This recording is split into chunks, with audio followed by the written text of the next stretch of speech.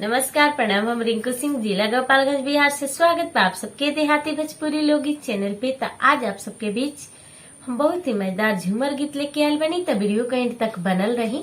वादा बाकी आप सबके देख के बहुत ही अच्छा लगे। जी हाँ, यदि चैनल पे नया बानी तो चैनल के सब्सक्राइब कर ली और बगल में घंटी के निशान के प्रेस कर ली, ताकि जब भी हम वीडियो अपलोड करी तो नोटिफिकेशन आप सबके सबसे पहले मिले।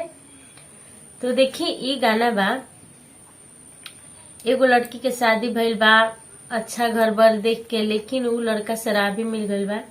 तो उ लड़की बहुत ही वियोग में रहती है, हमेशा कभी भी खुश नहीं रहत और ये अपने मायके भी नहीं बतावत। लड़की अपना पति के शिकायत ना होके देली कि लोग का कही, मायके के लोग का कही, ठीक बा ना।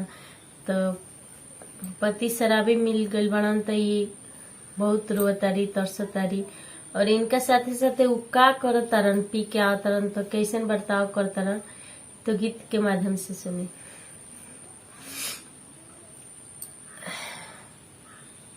क्या करतारन, ओकरा बाद से उ परेशान हो गइल बड़ी, तब अपना माई से बतैले बाड़ी, फोन करके अपना माई से सारा बात बताओ तारी। परेशान हो गइल बड़ी, कितनो मनैले बाड़ी, का कैले बड़ी, मानत नहीं खन, तो बताओ पड़ल बा उनका।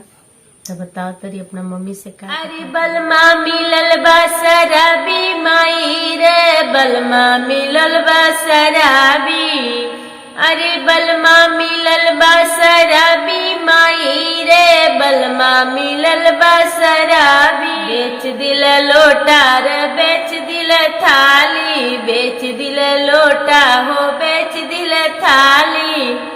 आ कुछऊ कहिले त देवे गाली, कुछऊ कहिले त देवे गाली। अरे गहना पर नंबर लगवले माई रे, बलमा मिलल बा शराबी। बलमा मिलल बा शराबी माई रे, बलमा मिलल बा शराबी। पर रोज रोज करे लड़ाई, करे लड़ाई हो, करे लड़ाई। अफार दिल तो किया हो, फरले रजाई। आई रोजो मचवे उतपाती माई रे, बलमा मिलल बा शराबी। बलमा मिलल बा शराबी माई रे, बलमा मिलल बा शराबी।